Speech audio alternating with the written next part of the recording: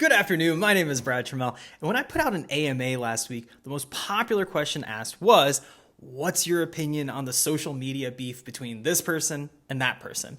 It was asked in reference to so many different beefs that it got me wondering, what's driving all this niche infighting anyway? You could say that social media encourages a type of amoral individualism, where people see the ritual humiliation of one another as an opportunity to heighten the contrasts between their fairly similar accounts. But I think the real answer goes a little deeper than that. So for this report, I'll be talking about two ideas at the core of all these conflicts.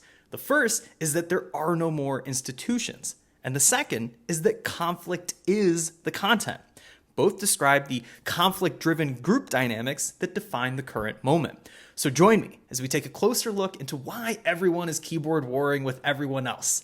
This is the Social Media Beef Report.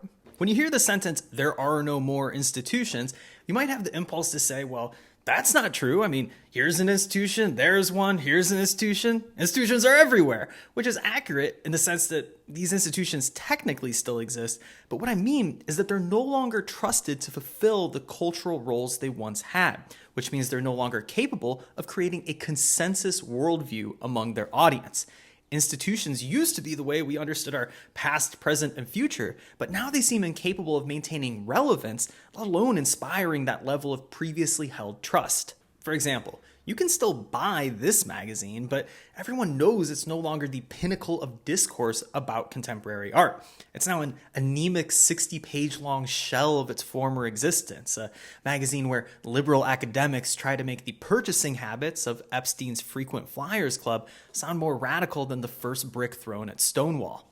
Sure, this exhibition at this museum still happens every couple years, but no one believes it's an accurate portrayal of the American avant-garde, as it's now become an HR department curated exercise to see how many different ways the holy trinity of diversity, equity, and inclusion can be graphic designed across various media. It's true that these schools' doors are still open, but not even the people currently getting master's degrees from these bloated administrative debt factories believe their degree will afford them the ability to rise up the commercial art ranks. Nor do they believe their 72-year-old professors understand anything about the cultural landscape they're ostensibly being prepared to enter. What the evaporation of trust in traditional institutions has done is leave young artists with two options. You can either attempt to hustle up the ladder of the sclerotic art world, knowing full well you don't actually respect the institutions you'll have to pay fealty to, living a life of endless clout token group shows and sociopathic networking in the hope that you'll eventually generate a career by your mid-50s,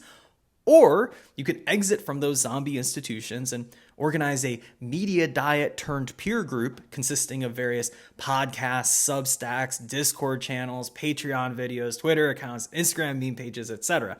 For convenience sake, I'll be referring to all these things together as independent outlets, but you know what I'm talking about. Everyone who takes this second path of niche media exploration is opting into a kind of piecemeal culture, a personalized selection of independent outlets they believe best reflect their fractured reality, who are looking for insights and descriptions that allow them to articulate their own feelings of alienation, to give them a narrative and list of reasons why things don't work anymore. Independent outlets who consistently provide the most compelling analyses of institutional failure are the ones who tend to grow the largest audiences. And as their numbers go up, the scale begins to tip in terms of what the audience expects from that independent outlet, going from providing analysis to providing solutions, from describing to prescribing. The audience starts to say, well, if you've provided me with the burden of seeing culture's problems, then that means you're responsible for getting me out of this hellscape too. You identified the mess, now you have to fix it. It's basically the whoever smelt it, dealt it logic applied to cultural praxis. The question becomes, how does an independent outlet fix it? Well, you have to grow a little larger. You have to do the work a little more. You have to organize the community around a vision of actionable solutions. In other words, the more influence they gain, the more audiences expect that independent outlets should start to behave as traditional institutions did before them. That your favorite podcast or Substack or Patreon should do all the things an institution previously would. This means providing their audience with a bibliography of history, with a consistent and comprehensive worldview they can adopt, with a network of other endorsed creators they should be following, with some kind of redistributive mutual aid, and to equip their audience with a peer group of like-minded individuals, both online and in person.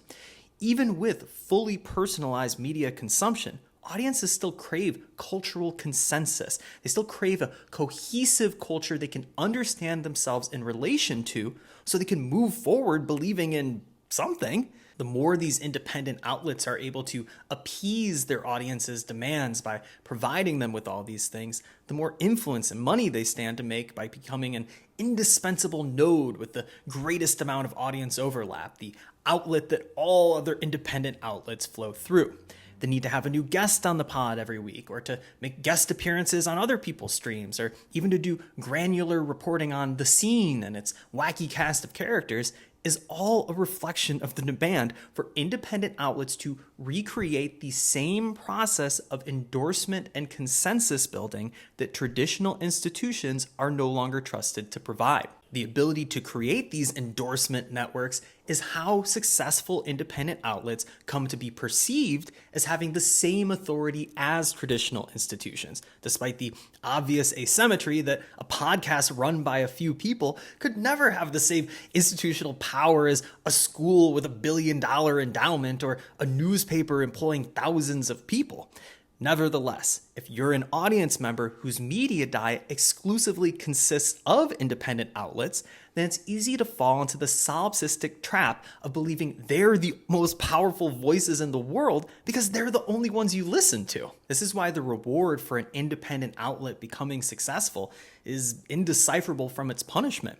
Because what this perceived authority does is mark the end of the outlet's status as an outsider and the beginning of their status as a media punching bag. In other words, if you successfully create something outside of traditional institutions, then your reward is that you get to be negatively perceived as an institution in your own right, but with none of the same power or financial security. This conversion process from being a rebel to becoming the man happens so suddenly that we don't really have a vocabulary for what success as an independent outlet looks like or how to talk about it, aside from seething mentions of how much money they make per month. Numbers which are seen as too large inspire nothing but resentment, while numbers which are too small invite schadenfreude and suggestions of failure for even trying. Those who receive outside funding are condemned as evil grifters, and those who never make a dime are almost instantly forgotten. It's a tough game to come out ahead. This is why the most effective way to gauge which independent outlets are currently experiencing success is by searching how many blue checks have written vicious takedown pieces about them in the mainstream media. These blue checks are the self-appointed guardians eager to keep the public safe from the dangerous ideas they believe independent outlets provide. That is, until the same blue checks inevitably quit their own jobs at legacy media institutions and become independent outlets themselves. There's a couple funny things that start to happen to these independent outlets as a result of fulfilling this ever-growing list of institutional expectations. The first of which is that the people who run these outlets, especially those who once thought of themselves as being creatives of some kind, quickly find themselves becoming community managers. People who once created art or acted or wrote essays or made comedy or performed music soon find themselves spending all their time managing their Discord channels or answering angry messages or coordinating their guests' appearances or doing other types of one-to-many logistical work. The network of endorsements an independent outlet builds itself up on is a finicky garden that needs constant tending. The reason community management becomes prioritized over everything else is because what the independent outlet offers that the traditional institution can never provide is frequency and intimacy of contact with their audience. Your favorite streams happen daily. Your favorite podcasts happen twice a week. Your favorite long-form video essays come out once or twice a month. This is a breakneck pace compared to a traditional institution's event schedule. And because of this, audiences tend to develop intense parasocial bonds with their favorite independent outlets. The double-edged sword here is that the more available an outlet makes themselves to their community, the closer this parasocial bond grows. but it also means that the more available they become, the higher the probability grows that they'll do something that alienates their community. The obsessive oversharing and nonstop co-signing that creates the community is the same thing that eventually winds up repelling the community with one wrong decision. And unlike traditional institutions, independent outlets don't have a PR team, marketing staff, or HR department to help navigate these inevitable crises because they ultimately aren't institutions. They're just individuals whose influence comes with outsized expectations. The vicious cycle here is that doing community management always creates the need to do even more community management. Many of these community crises are caused by independent outlets biting off more than they can chew. The pressure of community management leads outlets to endorse things and publicly network in ways that are unnatural to them, to overextend themselves in pursuit of becoming an all-encompassing institution. This push-pull tension is the animating principle behind negative fandoms, or places where people congregate on social media to relentlessly criticize the object of their fandom. Entire Reddit threads, Discords, meme accounts, and group chats are dedicated to turning the independent outlets into what are basically lolcows. Negative fandoms maintain the same consumption habits as a normal fan would, but done in an effort to stockpile rhetorical ammunition against that outlet. This is in part driven by the belief that, unlike a traditional bureaucratic institution, which would remain unresponsive to being pestered, that an independent outlet is small enough to be bullied into adopting or at least hearing their audience's opinions about them. And they're probably right. Underneath it all, negative fandom is brought on by the conflicting feelings audiences have about adopting the worldview of individuals who are both their parasocial best friends and complete strangers. If Reply Guy's horniness makes them unabashed in their support, then the negative fan feels a pang of self-loathing for craving the validation of a stranger who's influenced them in the way typically only a real friend is capable of. The conversation in a parasocial relationship is pretty one-sided, which can understandably make the person on the listening end of it eager to have their voice heard by the speaker. This is why the most vocally negative fans tend to be those who were most influenced by the independent outlet at one point. Senpai didn't notice me, so I had to create my own podcast is now the most common origin story among new independent outlets who define themselves as alternatives to outlets that were started just 4 or 5 years ago. Push, pull, distance, intimacy, repulsion, influence, the cycle of alienation and creation is never ending.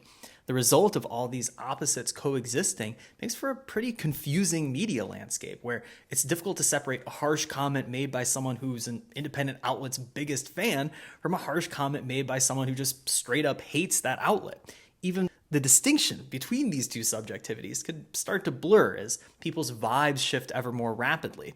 Yesterday's based is tomorrow's cringe.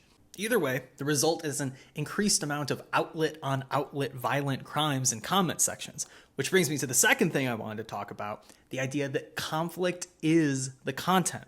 I think most people think of digital conflict as a fight that occurs separately from a post, when the reality is that all the different ways conflict manifests itself become part of that content too. Everything from warring comment threads to call-out stories to angry retweets to insulting memes to YouTube response videos are all an inseparable extension of whatever content initially provoked them to be created. Digital conflict is an ever-growing life form that expands to include all who participate in it and all they create. For better or worse, conflict is the end stage for what content can become. It's the idealized form of attention-generating media. In this emotional hierarchy, there's content that inspires appreciation, guilt, and conflict. Content that's appreciated is consumed, thumbs up, and then it ends there. I like the content. Content that inspires guilt is designed to be shared in solemn agreement. It's meant to raise awareness of both the cause and the morals of the person sharing it. I am the content. But content that inspires conflict is able to achieve the emotions of all three, and that it demonstrates the beliefs of the person sharing it, it invites everyone else to participate by offering their own opinion on the subject, and it's appreciated so much that everyone involved thinks it's important enough to potentially lose relationships over. We are the content. What is emotionally alluring about participating in digital conflict is only accelerated by the fact that it's technologically encouraged too. Social media algorithms quickly pick up on antagonistic posts being commented on and shared most frequently, presenting those conflicts to even wider audiences who spread the fire even further. Like all great memes, conflict is self-perpetuating. This creates a feedback loop where users are incentivized to create new conflicts out of the awareness of the algorithmic boost they stand to gain from it. And because everyone who does this is aware of this algorithmic advantage, it means that on some level, every online conflict has been intentionally designed to optimize a positive outcome for the person initiating it. From the most dire call out to the most frivolous cancellation, everyone who initiates digital conflict does so with a cynical awareness of the tone, language, and imagery that will yield them their desired result. Digital conflicts don't work on a binary from real to fake, but on a continuum of just how much bad faith everyone involved has. The conflict you see when two people bump into each other on a busy street might result in a pure outpouring of emotion, but the conflicts you see on social media are always premeditated for an audience in mind, whether that's a single comment, a carousel of screenshots, or even a cease and desist letter. Like an audience 100 years ago who thought the train was actually coming at them when they saw a movie for the first time, you either have to be naive or completely unfamiliar with the media you're viewing to believe social media conflicts are pure forms of expression. Every social media conflict is a theatrical production. I mean, sure, you can choose the character you want to be in the play and the costume you want to wear, and maybe you can even improvise a little bit once you get on stage. But the fact is, the entire thing has been informally scripted, both by the premeditated motives of the initiator and by each person who participates in it thereafter, recalling their lines from the thousands of times we've seen these conflicts play out on social media before. What is unhealthy about social media conflicts comes from the audience's willingness to believe what they're viewing is real, to apply real social consequences to what are fake fights done in bad faith. For the losers of these conflicts, it's a bit like if we expected actors on TV to be forcibly executed after playing a role where they died on screen. The seriousness of how people approach the most clownish aspects of digital life definitely sucks, but I don't think any anti-online bullying effort can force people to stop participating in these conflicts, no matter how personally destructive their consequences may be. Anti-bullying campaigns ultimately backfire by fetishizing conflict as the ultimate form of evil you can perpetrate, which means they accidentally incentivize vengeful people to do the exact thing those campaigns are created to prevent. Instead of trying to legislate conflict away by making it even more serious, maybe it's best to embrace digital conflict for the farce that it is, to joyfully and knowingly participate in the kayfabe together. All the different forms these social media conflicts take, the cancellations, clapbacks, callouts, ratios, screenshot receipts, meme wars, disinformation campaigns, these are the aesthetic forms of our time. They're the decentralized collaborative artworks which are uniquely indicative of and made possible by social media. So far, the people who understand social media conflict as a LARP are the ones who've been able to use it most effectively by capitalizing on the emotional naivete of audiences who don't know any better.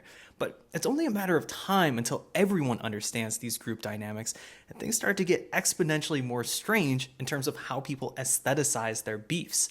New types of self-aware conflicts will inevitably form, the kinds that make us aware of the LARP we're all participating in or allow us to delve even deeper into the fantasy of theatricality lurking just below the surface of every flame war. But for now, we're still stuck in an in-between era where everyone says they think social media is fake until they see a fight break out in a common thread or a beef emerges between two independent outlets they follow. Over time, even these beefs will come to be greeted with the same amused skepticism as pop-up ads for dick pills. This may sound like the triumph of cynicism, but it's actually a freeing possibility because it marks a shift from audiences viewing social media as an impartial news source capable of authenticity to seeing it as the dark theatrical stage it's always been.